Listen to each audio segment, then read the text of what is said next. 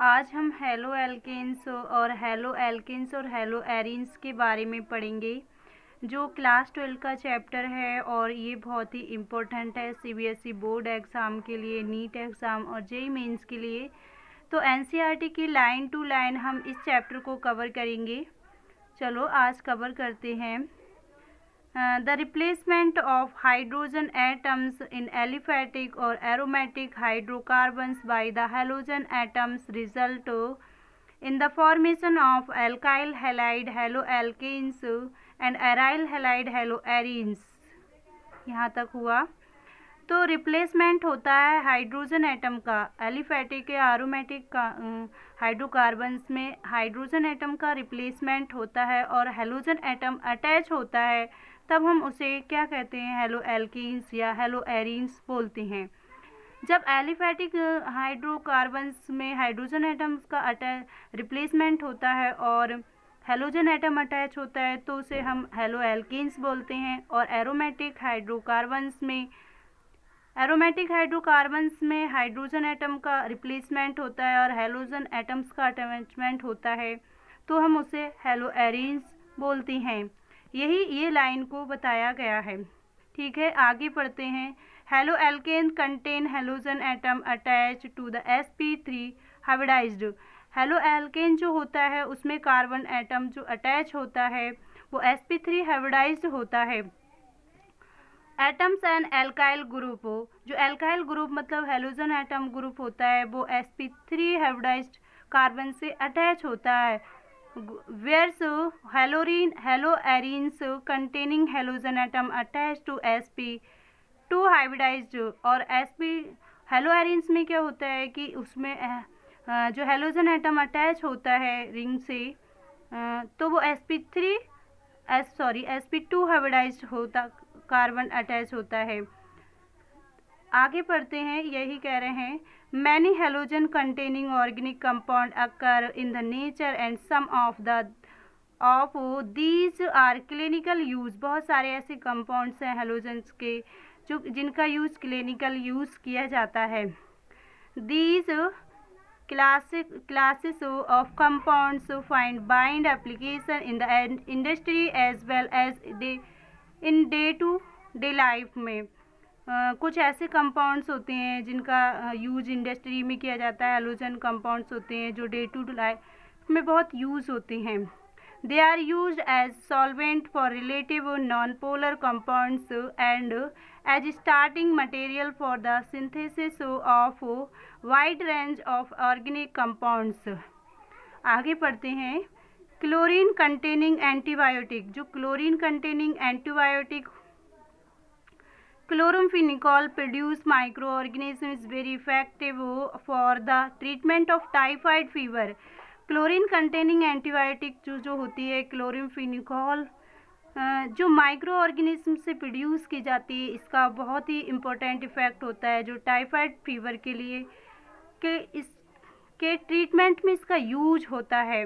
तो यहाँ से नीट के लिए क्वेश्चन बन सकता है कि यहाँ पर जो क्लोराम्फेनिकॉल एंटीबायोटिक है इसमें कौन सा हेलोजन एटम प्रेजेंट होता है। तो यहाँ इम्पोर्टेंट है क्लोरीन एटम प्रेजेंट होता है। और ये भी पूछ सकता है यहाँ से कि ये क्लोराम्फेनिकॉल एंटीबायोटिक का यूज किसके लिए किया जाता है, तो टाइफाइड फीवर के ट्रीटमेंट में यूज होती है।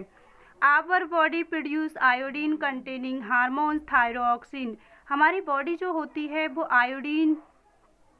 आयोडीन कंटेनिंग हार्मोन्स थायरोक्सिन को प्रोड्यूस करती है, यानी कि थायरोक्सिन जो हार्मोन्स होता है उसमें आयोडीन प्रेजेंट होती है जो हमारी बॉडी प्रोड्यूस करती है। The deficiency of which causes a disease called goiter. इसकी डिफिशेंसी से जो बॉडी में डिजीज़ होती है वो होती है ग्वाइटर, जिसे हम केंगा बोलते हैं। ग्वाइटर में क्या होता है, इसमें जो हमारी नेक होती है वो बहुत ज़्यादा फूल जाती है आयोडीन की कमी से।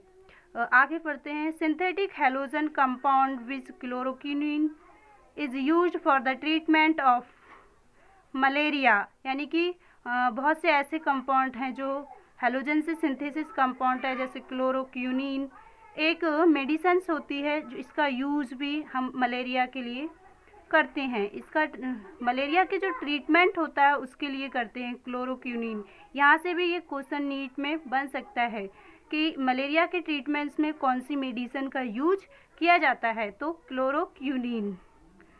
Halothane is used as an antiseptic during surgery. Halothane जो होती है, जो ये इसमें भी हेलोजन कंपाउंड प्रेजेंट होता है, एक मेडिसिन होती है, एंटीसेप्टिक मेडिसिन होती है। इसका यूज हम किसके लिए करते हैं, सर्जरी के टाइम इसका यूज करते हैं हेलोथेन का। ठीक है, यहाँ से 3 पॉइंट हमारे लिए बहुत ही इम्पोर्टेंट है। एक तो क्लोरमफेनिकोल वाला क्लोरमफेनिकोल में क्लोरीन प्रेजेंट होती है, ये एंटीबायोटिक होती है, इसका यूज टाइफाइड के लिए किया जाता है, ट्रीटमेंट के लिए। दूसरा क्यूनिन जो मेडिसिन है इसका यूज़ मलेरिया के लिए किया जाता है। और तीसरा हेलोथेन्स का एक एंटीसेप्टिक होती है, इसका यूज सर्जरी में किया जाता है। Certain fully fluorinated compounds are being considered as potential blood substitution in surgery. जो फ्लोरिनेटेड कंपाउंड्स होते हैं जिसमें बहुत ज़्यादा मात्रा में फ्लोरीन होती है प्रेजेंट, यानी कि फुल्ली फ्लोरीन प्रेजेंट होती है, उसमें कंप्लीट फ्लोरीन होती है, तो उसका यूज़ जो किया जाता है वो पोटेंशियल ब्लड सब्स्टिट्यूशन की सर्जरी के लिए किया जाता है। ठीक है, in this unit you will study important method of preparation, physical and chemical properties and use organohalogen compounds. आगे हम पढ़ते हैं, आगे पढ़ेंगे क्लासिफिकेशन क्या होता है।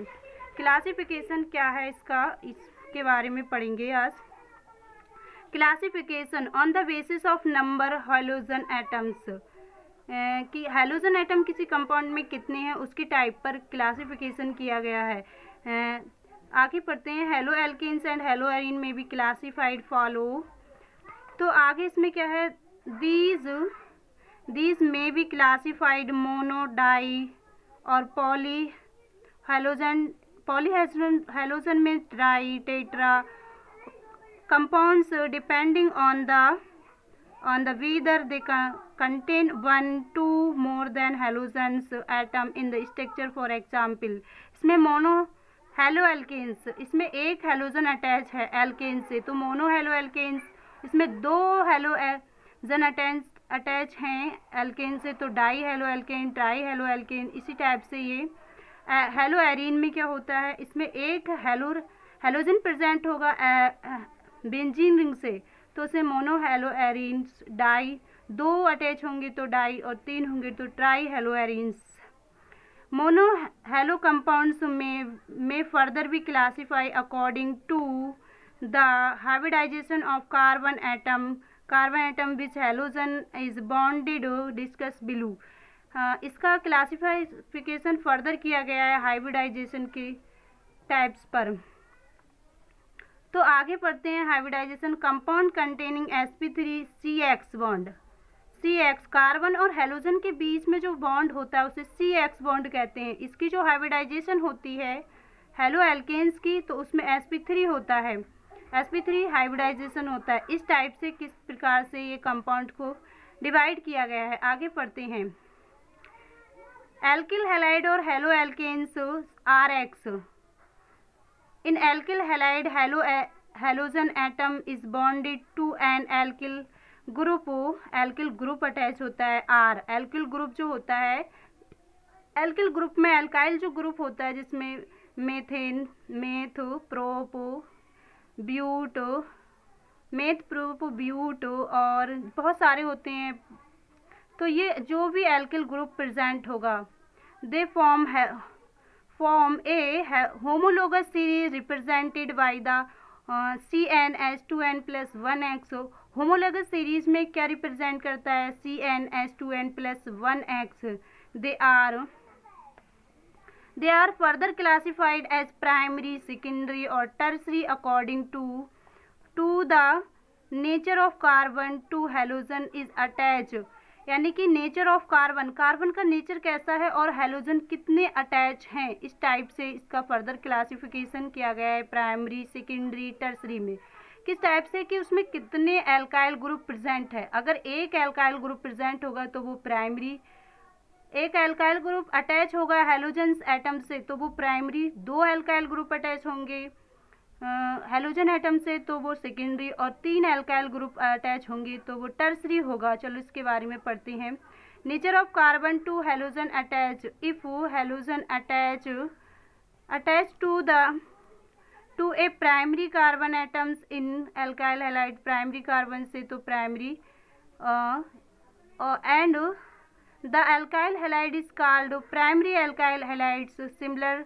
Similarly if halogen attach to secondary carbon atom, अगर सेकेंडरी कार्बन एटम से अटैच होगा तो सेकेंडरी एल्काइल हैलाइड्स, और टर्सरी कार्बन से होगा तो टर्सरी एल्काइल हैलाइड्स।